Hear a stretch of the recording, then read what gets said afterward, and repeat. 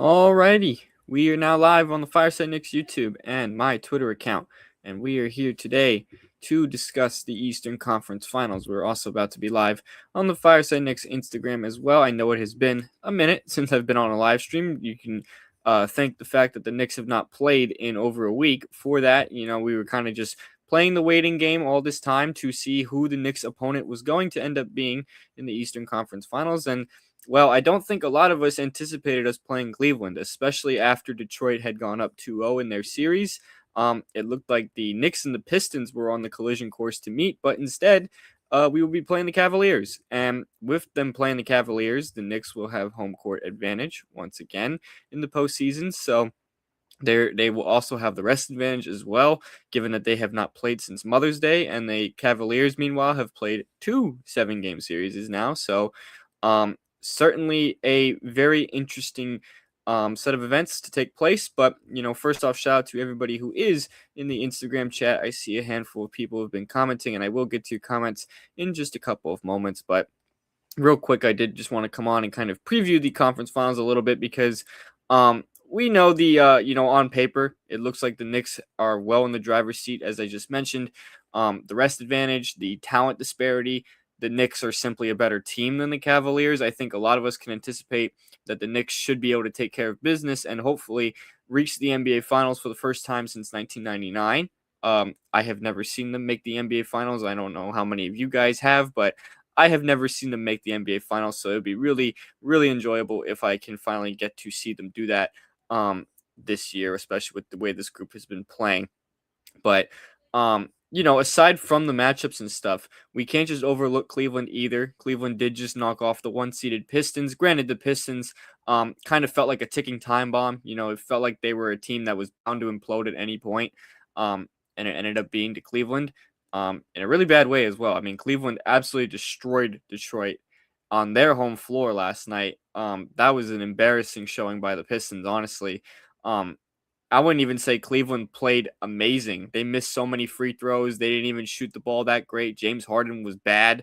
I think the Pistons were just that bad last night that's how it looked. So we'll take what we can out of that one. But looking ahead to the conference finals, like I said, we can't just overlook Cleveland because, they do have some offensive weapons. James Harden, as I just mentioned, obviously he's kind of an up and down player in the playoffs, but, you never know what you're going to get out of him in a conference final. Donovan Mitchell, we know he is one of the better playoff risers in the NBA, but his teams tend to not go far. This is actually the furthest that Donovan Mitchell has ever made it in the playoffs. He's never made a conference final until just now. So we shall see if the conference finals will pose a different challenge for Donovan Mitchell.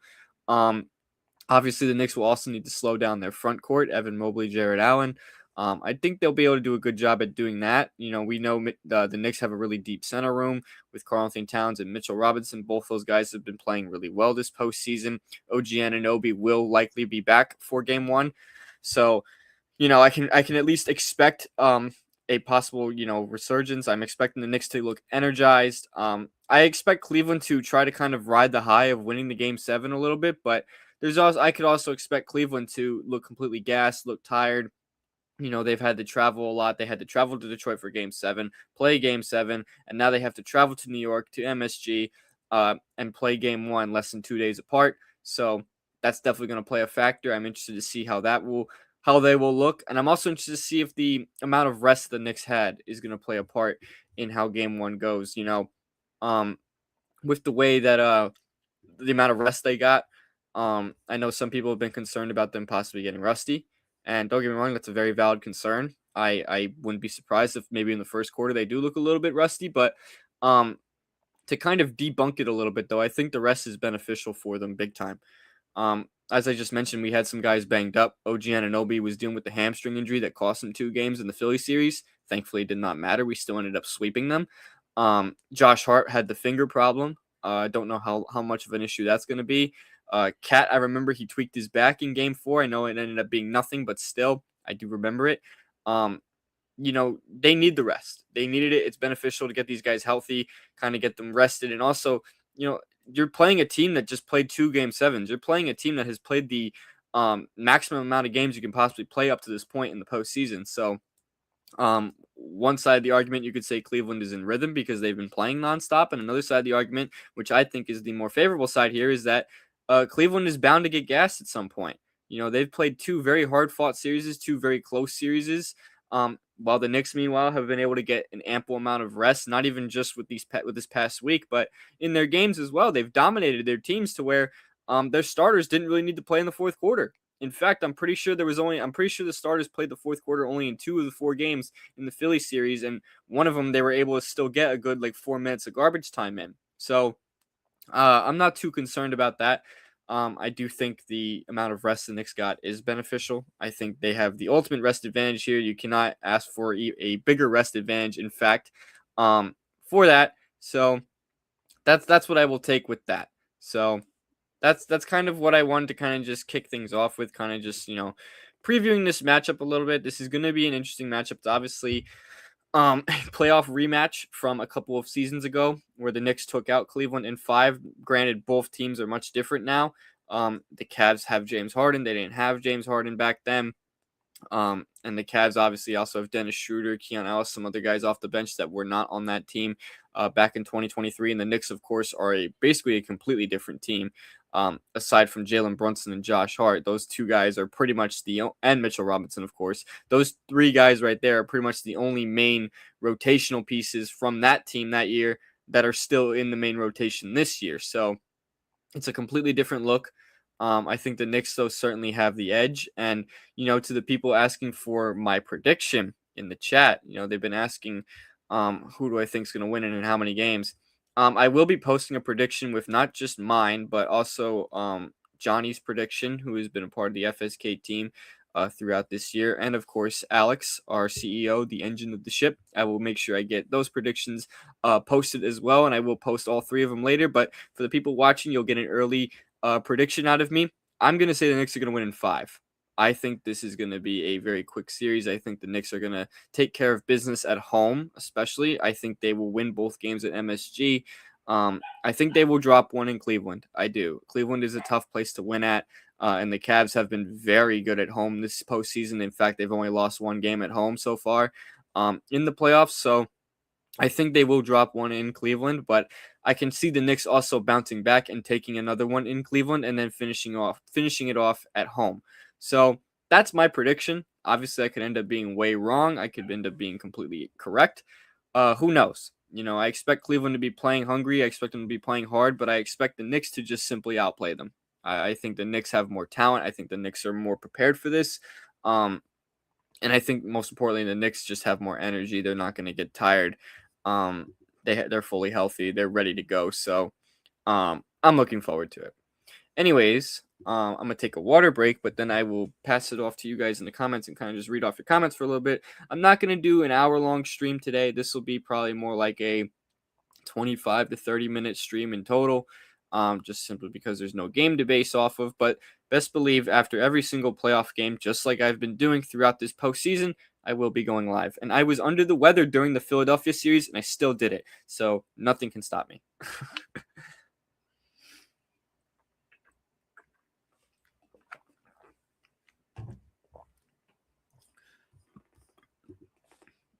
Anyways, I will be passing it off to the comments now. Just a second here.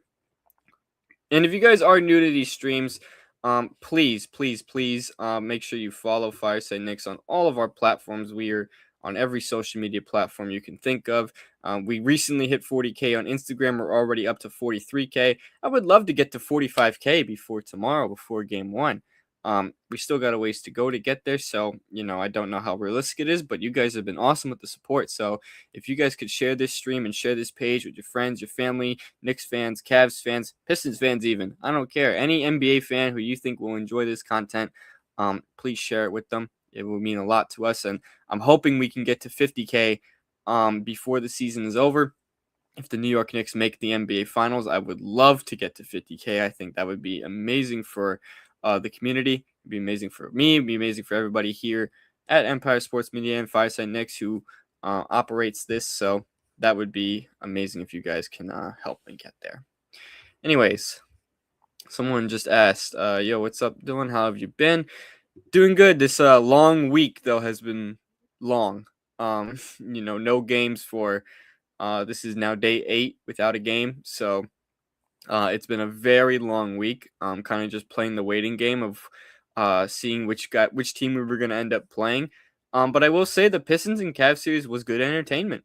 That was good entertainment. That was a close series. Those two teams played really hard. Um, as a Knicks fan, I loved seeing them gas themselves out. But as an NBA fan, I think objectively that was a pretty competitive series and a fun series to watch. So it was a good series. I'm glad now that tomorrow Knicks basketball is back, and I'm hoping that we can take care of business in this conference finals and move on to the NBA finals.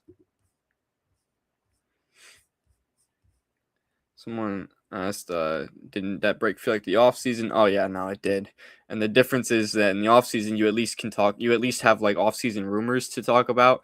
With trades or free agents. You're not going to do any of that in this stretch because we're in the playoffs still. The season's not over. It's just been that long since we played. Someone asked who do I think wins, Spurs or OKC? Great question. I'm going to say Oklahoma City, and I'm going to say they'll do it in 6. As much as I want San Antonio, I think the lack of experience will get to them, and I think Oklahoma City is just that good. I think they're just that good. So I'm going to say Oklahoma City in 6. Someone on Twitter just asked me, how do I feel about the Dean Wade matchup?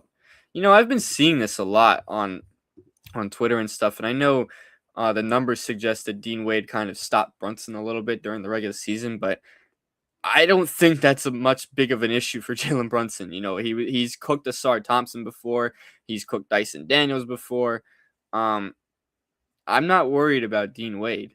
I think Dean Wade is a solid defender, but I don't think he's quick enough on his feet to keep up with Brunson. I don't think the Cavs have anybody who can guard Jalen Brunson. I don't think they have anyone.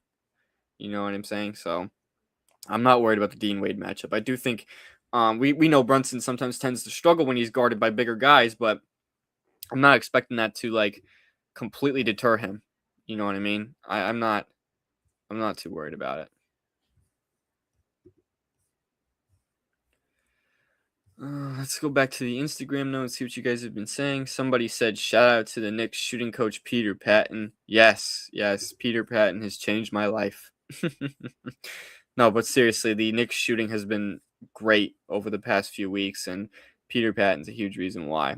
So, his addition to the coaching staff has been just tremendous. Someone said, any worries about Russ being a factor in game 1, or will the rest maybe help them start strong? I wouldn't be surprised if there's some rust in the first quarter. I would not be surprised. They haven't played in like it will be 9 days when the game begins tomorrow. But I don't think it's gonna like hurt them for the series though. The rest is beneficial. They needed it. They needed to get healthy. And they still practice and they still scrimmage, so they're very much staying in shape and staying in rhythm, I think. So we'll see how it goes when the game starts, but I'm not too worried about it.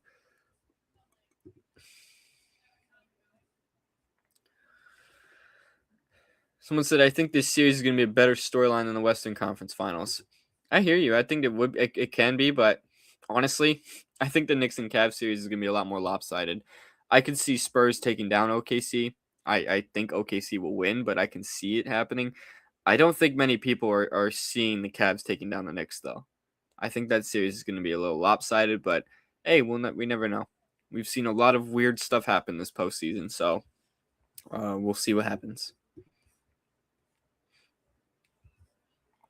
Someone asked, do I actually think the Knicks match up well against OKC? Specifically, I'm honestly not scared of them, believe it or not. I think they match up okay. I mean, the 2 games they played were close, but I think Oklahoma City is just deeper. They're just a really deep squad. They got AJ Mitchell, who's been a bench player, who's been averaging almost 20 points this postseason, and they just got J-Dub back as well. So, that's just a deep team, man. Oklahoma City is just super deep. That's what worries me. I think talent-wise, they can match up pretty equally, but OKC might just have more of it. They might just have simply more bodies that are capable of making an instant impact than the Knicks do. But we'll cross that bridge though when we get there because we still have to get past Cleveland first. So, if we end up playing them, we'll see what happens. Someone said Knicks in 5. I agree. Someone said Knicks in 4. I hope so. Someone said I hope the Spurs beat OKC. I hope so too. I don't want to see as a fan. I just don't want to see OKC win because I like parity. So, and of course, I want the Knicks to have a good chance. But I like parity in the NBA. I don't like seeing teams just steamroll for years, unless it's the Knicks, of course. If it's the Knicks that are doing it, it's okay.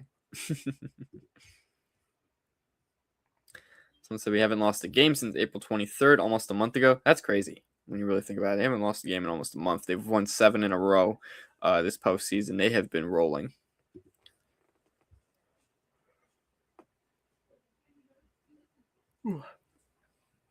Someone asked, not sure if we talked about this yet, but what do we think the matchups look like? Good question. So I personally think they should throw Bridges on Donovan Mitchell, and I think they should throw Josh Hart on James Harden. And the reason I say that is because Bridges is able to kind of chase down defenders around the court a little bit. And I think him being on Mitchell would be pretty important because you also need to have OG Anunoby take care of Evan Mobley down low. So I think you need him to do that. You obviously are going to have Cat guarding Jared Allen. And then the reason I'm throwing Hart on James Harden is because Josh Hart, 1, has done really good defensively this postseason, but 2, you're obviously not going to throw Brunson on him. So you're going to throw Hart on Harden because I think Hart's physicality, his the way he plays, I think it can help force a lot of turnovers out of James Harden, who has been a turnover machine this postseason. So that's why I would do that. And then Brunson, you're going to throw him on Dean Wade or Max Strus, whichever one of those two end up starting. That's who you're going to throw on Brunson, that's the obvious one. The main key will be trying to make sure that you don't get Brunson involved in the action too much, like it has been that way of late. So just as long as they avoid getting him in the action, I think the matchups will be perfectly fine. And I think the way that I just described it would be the way to go, personally. Someone said Peter Patton's changed my life too. LOL. Yeah. Yes. Somebody said, "What is your biggest concern for the Knicks involving Cleveland?" Honestly, just slowing down their backcourt is what they will need to do. They need to stop Donovan Mitchell. They need to obviously slow down James Harden. I'm most worried about Donovan Mitchell simply because we know he's an electric scorer. That guy can take over games. So silencing him will be key. It will be key.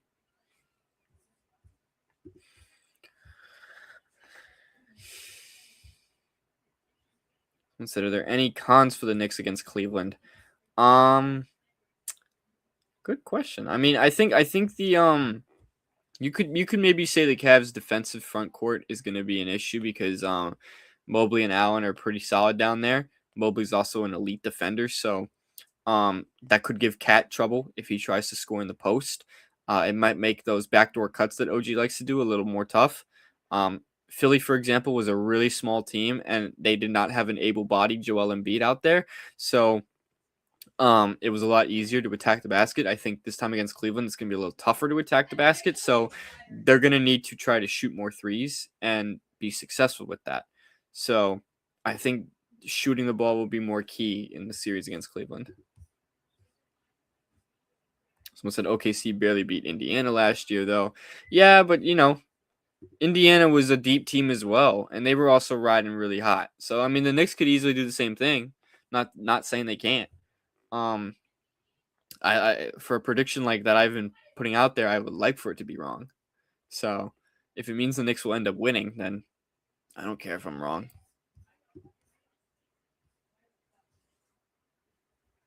Someone said, "Let's go Knicks all the way." Yes. Someone else said Knicks in 4. I really hope so. Knicks in 5 is the max. Not gonna lie. I hope so. I predict 5. But I can see it going 6. I can. Do I think there's a possibility the Knicks win in 4? Absolutely. I do think that's a possibility. But I won't get too ahead of myself. I don't think they're going to win in 4. I do think Cleveland will get a game. Cleveland is a good team. This is easily going to be the toughest opponent they've played up to this point in the postseason. So While I think it's definitely possible, I don't think they'll sweep them. If they sweep Cleveland, that'll kind of be stunning to me, honestly.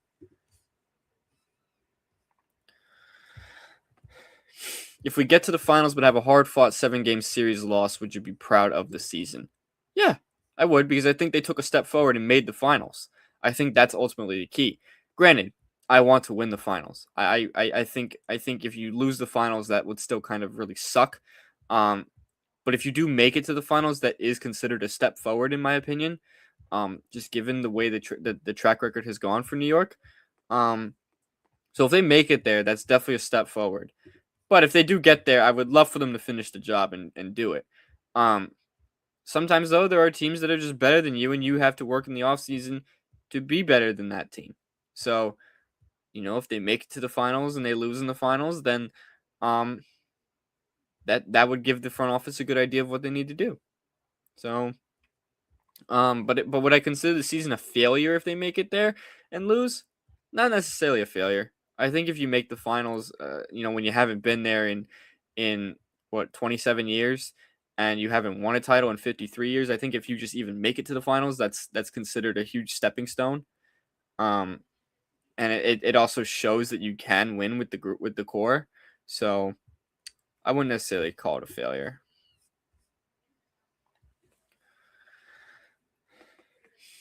Someone said, "What are your biggest concerns for Cleveland?" I just talked about it, but I basically said in short that they need to slow down their backcourt. That'll be their main thing, and they need to stop Donovan Mitchell. Someone asked, if we lose to the Cavs, do we blow it up for Giannis? We will cross the Giannis bridge whenever we have to.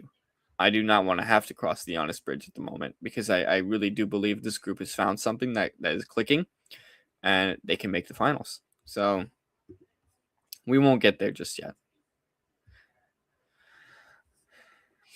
Someone said you can't replace chemistry. No, but at the end of the day, the Knicks are in a title window, so that means they have to do what they can to ensure that they can achieve the winning the championship.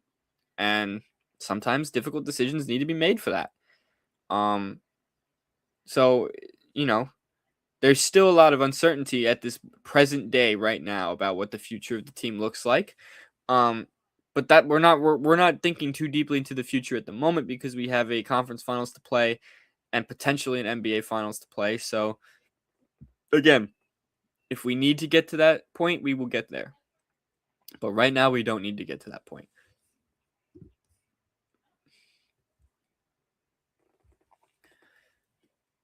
Someone said rebounding would be a huge key. Absolutely. I'm glad you brought that up. Rebounding is going to be super, super important. I expect to see a lot of Mitchell Robinson this series, just because of what he has done historically against Jared Allen and Evan Mobley. And of course, as you just mentioned, the rebounding will be imperative. Allen and Mobley are very good at rebounding, obviously. So we need to ensure that we take care of the glass. Luckily, we have two of the best rebounders in the NBA on our team, so we will need to just continue that. They need to crash the glass a lot. They need to do that a lot, and they also need to stay disciplined. Cleveland took a lot of free throws in the series against Detroit. I saw something. It was like almost an 80 free throw difference between all the if you combine all the games. So the Knicks need to be disciplined. We saw the foul trouble definitely gave them some problems in the series against Philadelphia. So that's going to be another key. Stay disciplined. Don't foul. Cannot afford to have Cat go into foul trouble or Mitchell Robinson go into foul trouble when we need them out there.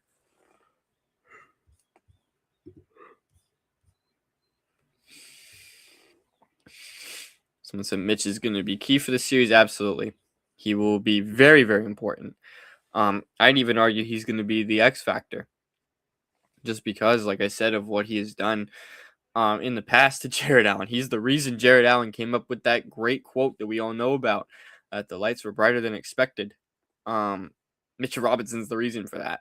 So he will be very, very important. And I'm looking forward to seeing what he does. I think he's gonna have a really big series. Be aware of Harden's flopping tactics. Yeah. That's gonna be also super important. But James Harden also turns the ball over a lot, and the Knicks have been a very pressured defense team lately. Um, so I think they're going to give Harden a lot of fits. I really do. I think Harden's going to have a tough series. I think Donovan Mitchell is going to be the one that's going to give the Knicks issues. Um, I think James Harden's going to have a tough time. I think he's really going to have a tough time against the Knicks, not going to lie.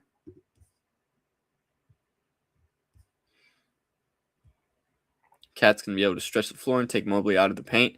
That would be ideal. But then that means they'll throw Jared Allen on Josh Hart. So Hart has to actually shoot the ball. That's going to be super important for Hart to do that. Hart needs to be shooting the ball. He has to be willing to do that to get both Allen and Mobley out of the paint and get the rebound advantage. You have to shoot the ball. They're going to have to shoot a lot this series. Containing and defending the three will be key to this series. I agree. Yep, they can slow down the three. I think the Knicks still, as much as they need to slow down the three on the defensive side, they need to be intense offensively with three. Shoot a lot of threes, make a lot of threes. We saw them hit 25 threes against Philadelphia in Game 4, the last game they played. I'm not saying they have to hit 25 every single night, but we need shooting performances like that pretty often to take down Cleveland. I think what we're seeing is disciplined, concentrated defense and shooting with intention. Yep, well said. Well said. They look very focused right now. Bridges has to guard Mitchell. I agree. I want Bridges on Mitchell. I want Hart on Harden, and I want OG on Mobley. And then, of course, it would be Cat on Allen, and then Brunson on either Dean Wade or Max Strus, whichever one of those guys ends up starting. So I know Dean Wade was starting most of that series against Detroit, and then Max Strus actually started Game 7. So maybe they stick with Strus. Maybe they go back to Dean Wade for the defense. I don't know.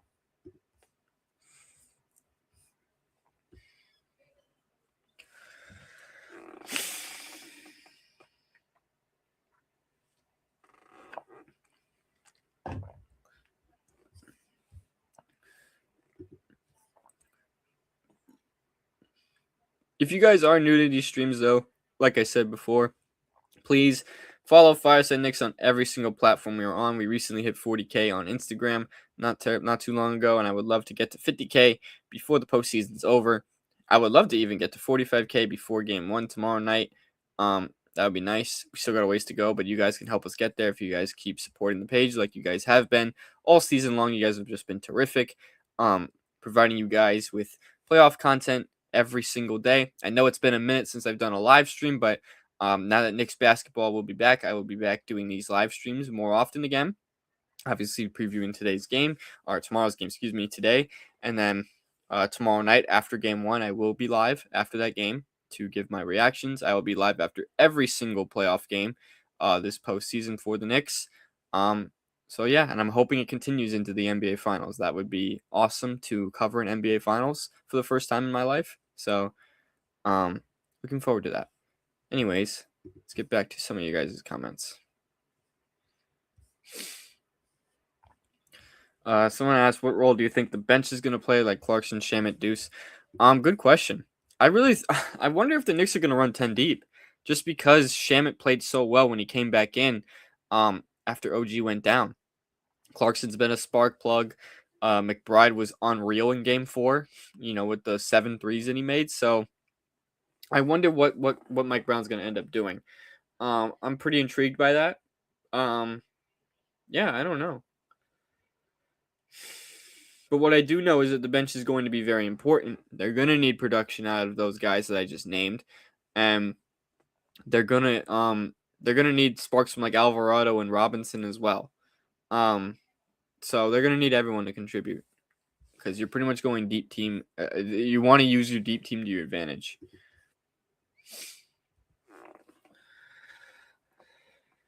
Someone said, with all said and done, I'm so happy for the Knicks to be where they are. But a Knicks fan for 15 years have been some dark, dark days. Yeah, I feel you, dude. I'm only 23 years old, and I have not seen a Knicks team this good ever. I haven't. I didn't even start watching the NBA until I was like 13. So like 2015. So after the Knicks had that one really good year with Melo. So I've like never seen playoff success. I've never even really seen success with the New York Knicks in my lifetime. So this is the fun part. This is where all those years of frustration and stuff is led us to here, and that's what we're thankful for.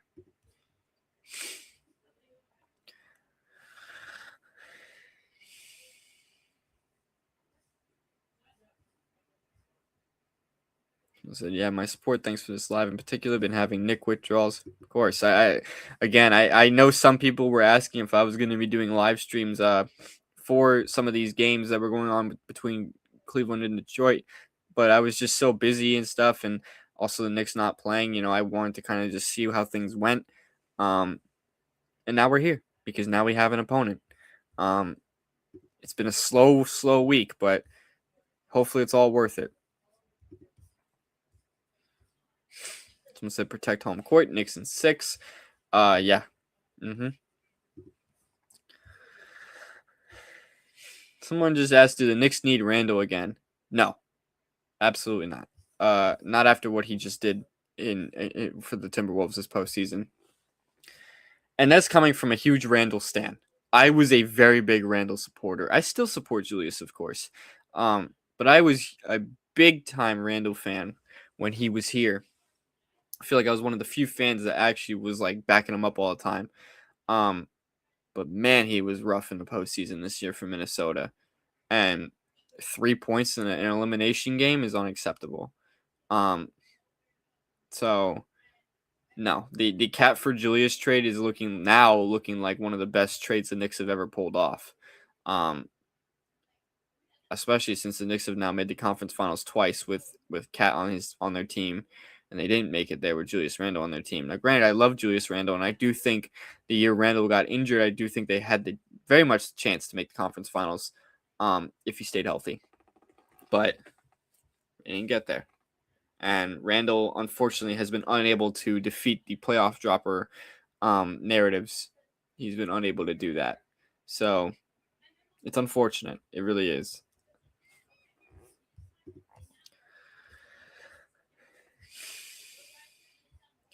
Someone said Randle's not a good player, too much bully ball. I disagree that he's not a good player. I do think Julius Randle is a good player. I think the problem with Julius Randle, though, is that he's one of those guys who kind of lets the mental get to him a little bit. You can just tell on the court when he's struggling offensively, it affects his defense. He doesn't play defense when he's not hitting shots. Someone on Twitter put it as "not my man, not my problem." Unfortunately, that's kind of the mentality it looks like that he's running out there with when he's struggling. And look, Julius Randle is a very passionate player. He wants to win. He takes the game very seriously. But an important aspect of basketball is to make sure you keep your emotions in check. We see Josh Hart do it too. Josh Hart at times gets really mad at the refs and stuff and ends up getting costly texts or even starts struggling offensively. But the difference with Josh Hart though is that more often than not he's able to kind of brush past it and continue to put the same intensity. When Randall's getting frustrated, the intensity lowers. He plays with less of a demeanor, with less motor, less motivation. We just see it. That's how it is. That's how it's always been. We as Knicks fans had seen it for years. As much as I love Julius Randle, he's a player with very high highs and very low lows.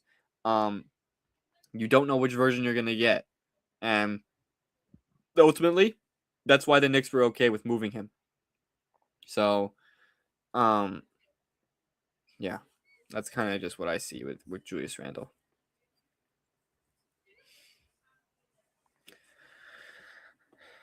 Someone said Randall phases out in the big moments. Yeah, it's stunning to me, a player with his skill set, a guy who's so talented as he is, that just completely shrinks in the big moments. It's stunning to me, honestly.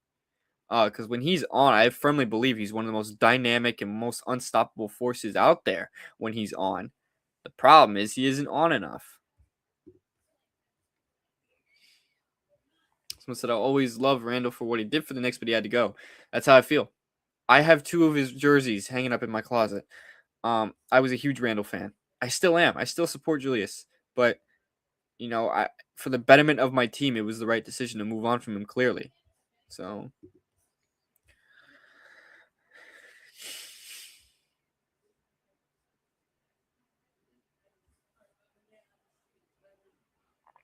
I see there's a bit of a conversation going on between some people in the chat about Randall and defense. Um, Randall doesn't play defense, really. He's not a good defender. I should point that out. He's not. He never has been, though. That's not the type of player he is. Um, and like I said before, when his shot isn't falling, it gets even worse.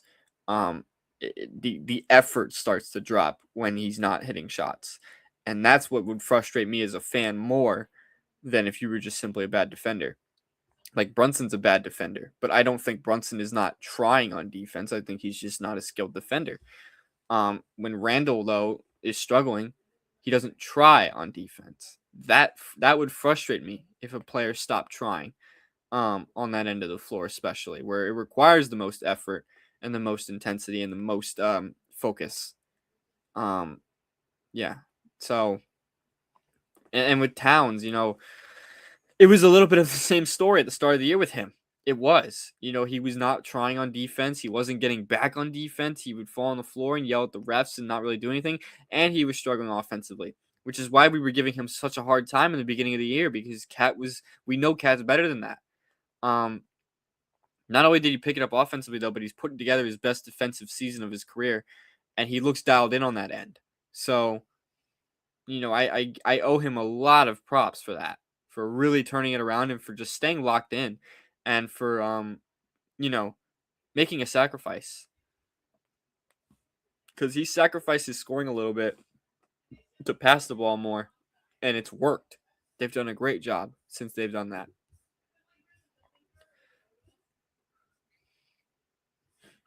Someone asked, do the Knicks run double bigs tomorrow? They're not going to start double bigs, but I would expect to see it quite a bit though with Allen and Mobley. Someone said I thought Randall got rid of himself being a playoff dropper last year, but I guess this year it came back. I know last year he was actually really good in the playoffs, and I was happy for him. This year though, you could argue this year was his worst playoff run. Yeah, he was pretty bad in 2021, but we can't give him this time around. We can't really give him the excuses we gave him as a Knick. When he was a Knick, 2021, you could say that they didn't have a good supporting cast, which is true. I mean, the second best player was a second-year RJ Barrett, and then an aging Derrick Rose. So that's a valid argument there. And also it was Randall's. I think it was Randall's first ever playoff series too. So you can say that too. And in 2023 he was playing on a bum ankle. That's true. I think that's a very valid excuse. 2024 he didn't play in it because he was injured. 2025 he was good. He was pretty good for Minnesota that playoff run. I had nothing to say there. This year though, I mean, I understand Minnesota was getting banged up and stuff, but that's still a deep enough team to at least perform better. San Antonio was probably going to still win the series regardless of how Julius Randle played, but considering that Minnesota took 2 games, you would have expected Randle to play a little better and kind of take leadership a little bit. He didn't do that. So we can't give him the same excuses that we gave him as a Knick.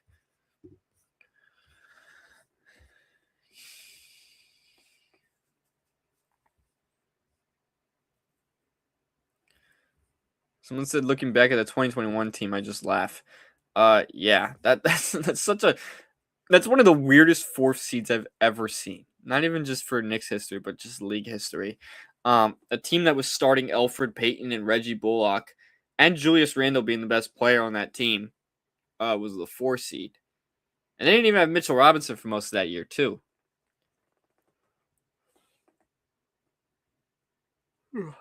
So yeah, no, that's a funny team, honestly, looking back at it. But I always have respect for the We Here Knicks. That team was energetic. That was fun watching those guys do what they did. That was when we didn't have any expectations. We were playing with house money. That was fun. Having expectations is cool and all, and being a finals contender is great. The expectations are lofty though, so it becomes more stressful sometimes. But yeah.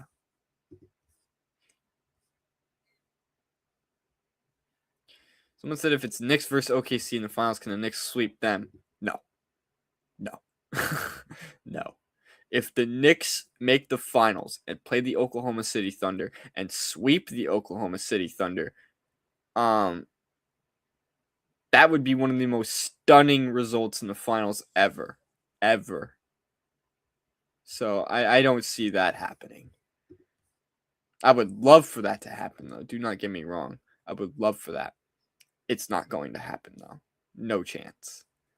There's probably a higher chance I get struck by lightning than that happening. So, yeah. Anyways, guys, it is almost 4:30. I think this is a good place for me to kind of wrap things up. I appreciate everybody who did tune into this stream. Didn't want to keep it too long today. Just wanted to preview the ECF a little bit. We got a big series coming up, and we finally have an opponent. So thankfully, Knicks basketball returns to our televisions tomorrow night. So I'm looking forward to game one. I'm hoping that they start the series off strong because that's what they most importantly need to do and not do what they did last year in the ECF. I'm not going to repeat what happened. We all know what happened last year in game one of the conference finals. So let's just hope that this time it's different. We have a cleaner game, win the game, start the series off strong, and take care of business against Cleveland and hopefully make the NBA Finals. I will be live after every single playoff game throughout for the Knicks this postseason, like I have been every single game. So tomorrow night, after game one, expect me to be on the live stream. It'll be around roughly 11 p.m. Eastern time, just because the Knicks game starts at 8 and it'll end around 10:30ish, and then I will prepare for my stream and come live around somewhere between 11 p.m. and 11:15. So be on the lookout for that. Follow Fireside Knicks on all the platforms, as I've said before on this stream. Twitter, TikTok, Instagram, Facebook, YouTube, every platform we are on there. We are trying to get to 50K followers on Instagram. We're almost at 10K followers on TikTok as well. Would love to get to both of those as soon as we can. You guys have been awesome this year with the support of the page. It's been an unreal journey so far watching this team, what they've been doing. I'm really excited to continue giving you guys the best possible Knicks coverage on the internet. We are an all-inclusive Knicks page, memes, stats, analysis, live streams, breakdowns, whatever you guys want or whatever you guys are looking for, we have it. So please follow Fireside Knicks on every platform for all of that. And you can also follow me on Twitter at Dylan Backer ESM. I'm also on Instagram at Dylan Backer ESM. You guys can follow me there and support that as well. Providing you guys daily Knicks content every single day throughout this playoff run. Even through this past week, I was still giving you guys the best possible Knicks content on the internet. So really appreciate you guys' support. Anyways, guys, I'm going to take off for the rest of the day. I hope the rest of you guys also enjoy your afternoon and evening. And hopefully tomorrow we start the series off strong. And hopefully tomorrow night I'm back on here discussing a win. Peace out, guys. Have a good rest of your day. And let's go Knicks.